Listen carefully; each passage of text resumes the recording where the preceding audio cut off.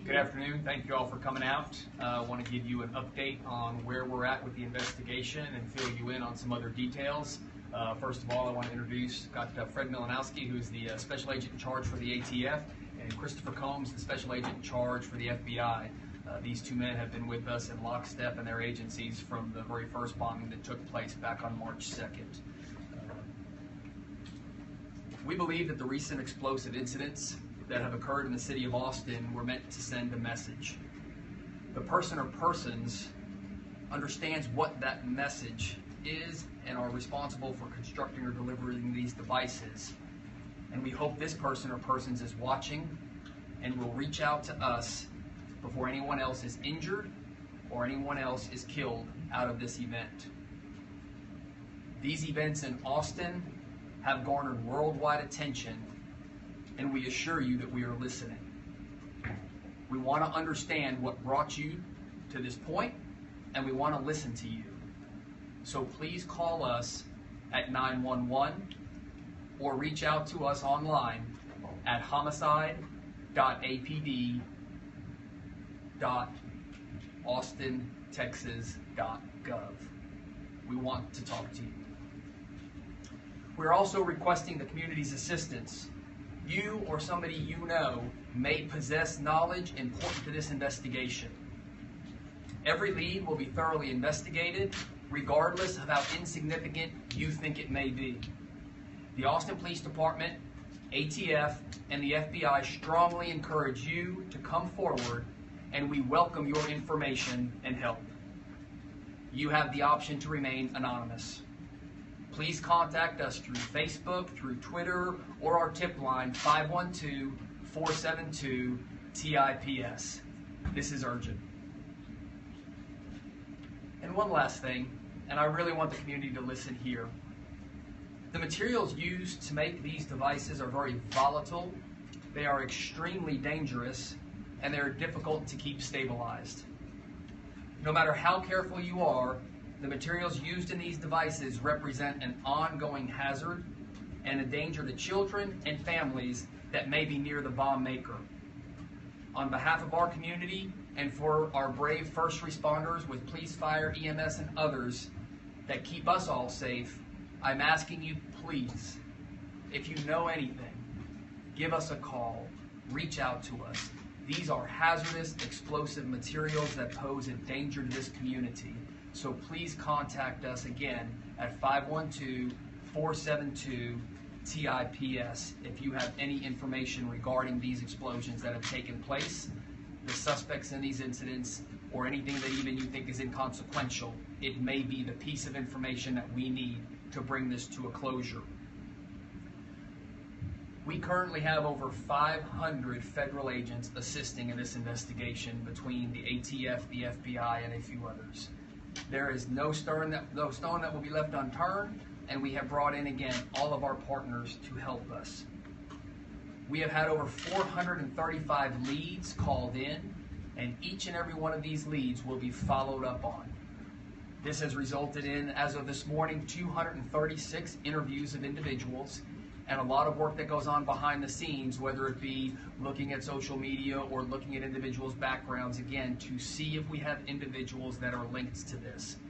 I can tell you through this week, we have come across some leads that we felt were very promising, and as you would expect in an investigation like this, at some point those leads did not pan out, and we move on to the next lead. But that's the way this investigation is going, and that's why we have the strong support of our federal partners, because we understand the difficulty sometimes posed by cases like this that we're investigating.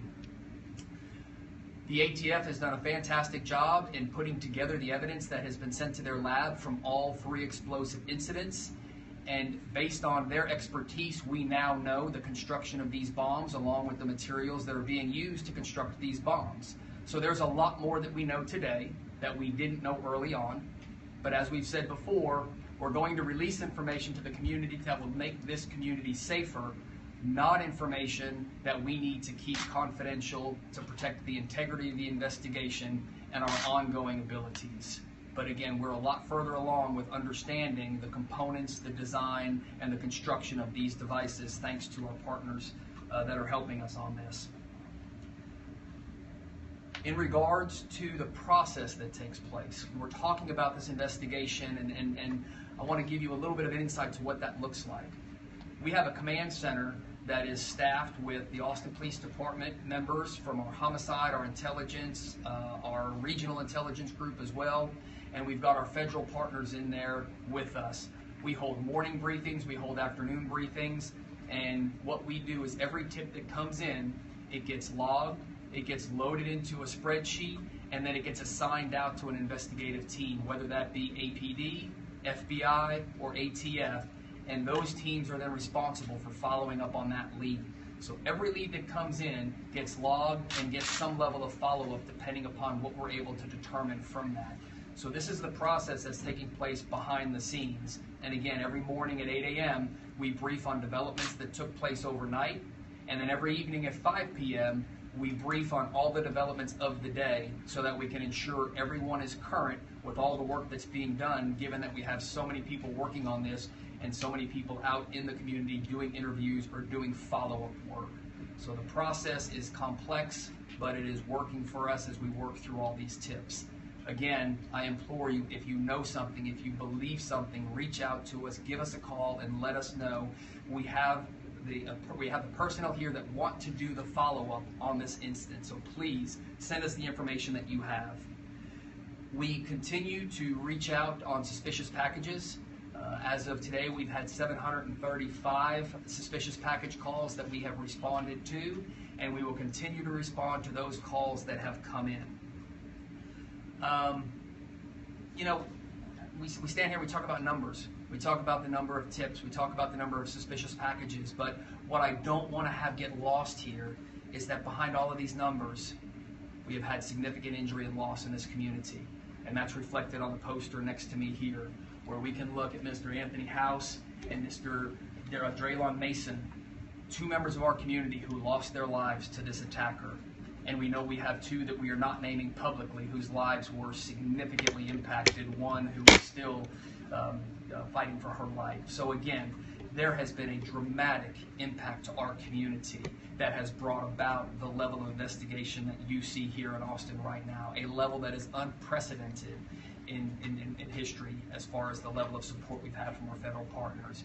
Because these families deserve it, our community deserves it, and we're not going to tolerate this in Austin. As I've said before, we will leave no stone unturned, and we will work very aggressively to continue to solve this case. I want to talk a little about the first incident that took place back on March 2nd. There has been some community concern that has been expressed based on our not realizing at the scene of that incident that it was part of a larger plan. We simply did not have anything available to us that day to make us believe that this would happen again in our community and would be linked to the two additional bombs that took place on March 12th. That being said, we knew that day, even believing it was a singular incident, that it was a significant incident, and we called in all of our federal partners that day. We had the ATF on scene on March 2nd. The FBI was on scene on March 2nd. Their assistant special agents in charge were on scene with me as we worked through the scene and decided how we were going to process it. The federal agencies collected all of the evidence, and they took all the evidence to their lab for them to process it. This was not a case we were going to try and handle on our own. We recognized the importance of this case, the significance of this case, and we brought in our federal partners on that day. We had actually federal partners that came in that very day, both from Houston and San Antonio as well, to support the efforts we had underway. We had all of our federal task forces on scene that day. We had the Safe Streets Task Force. We had the Joint Terrorism Task Force. Everyone was on scene on March 2nd. So I do understand that there is concern that we didn't recognize that this may be part of a larger scheme. But again, we had nothing that day to let us believe that, and we still brought every resource to bear, and it did not slow down this investigation one bit. And that we had all of our partners available to us on the second and third scenes as well. I also want to announce today that there has been an increase in the reward that is now available for someone who gives us a tip that leads to an arrest in this case. The reward money that is now available is $100,000 for a tip that leads to an arrest in this case. And again, we would ask you to call the tip line 512-472-TIPS. If you have a tip, please call us. This $100,000 reward is in addition to the award the governor has put out of $15,000. That is a separate reward. But again, it is important that we get word out to this community that we need to partner with you. We need your assistance in solving this case, and there is now a $100,000 reward that is available if you give us that tip that leads to an arrest in this case. So please keep the calls coming. We don't want the tips to slow down. We need that tip, and you may have the one piece of information that lets us put this all together. I want to touch a little bit on the week ahead. Last week was spring break, and many people traveled during spring break, and there may actually be people that have just now returned from being away who are not aware of what took place in our community while they were gone. And it is important, again, I'm glad the media is here as you are, to get this message out. And I want to reiterate, not a single one of these bombs has exploded without being handled. So it is important that we continue to get that message out into this community, that if you see a suspicious package that you were not expecting and that did not come through an official mail delivery service such as the United States Postal Service or UPS, FedEx, DHL, or the others, then give us a call. These packages have been delivered in the overnight hours and left sitting on front porches or front yards. They're not coming to through normal delivery distribution, and so it's important to understand that. But again, for those that may have been traveling, may have been away, we want to make sure you're aware of what has taken place while you were gone. We have reached out to the AISD school system, and they are going to push a message out to all of the parents, because we are also wanting to ensure that the children in our community are aware of the dangers and are educated of the importance of not handling a package. We're pushing our message out on social media as well, every avenue we can, whether it be Twitter or Facebook or Instagram, any mechanism we can. We're making our information available to the private schools or anybody else. Just reach out to us and we will provide you the information we have, the details we have, the things to look at that you may want to see as suspicious, so that everyone understands what is going on in the community and how to keep yourself safe. So with that, I want to reiterate the importance of remaining vigilant during these times right now. Look out for yourself, but look out for your neighbor and our community as well. If you see suspicious packages in your neighbor's yard, please give us a call. If it's in your yard, call us. We will not take any call lightly. Every call is important, just as every tip is important. So please reach out to us if you have something. And with that, I will go ahead and open it up for questions. Chief, could you elaborate on your belief that this is a message? What led you to that conclusion, and what does that message say?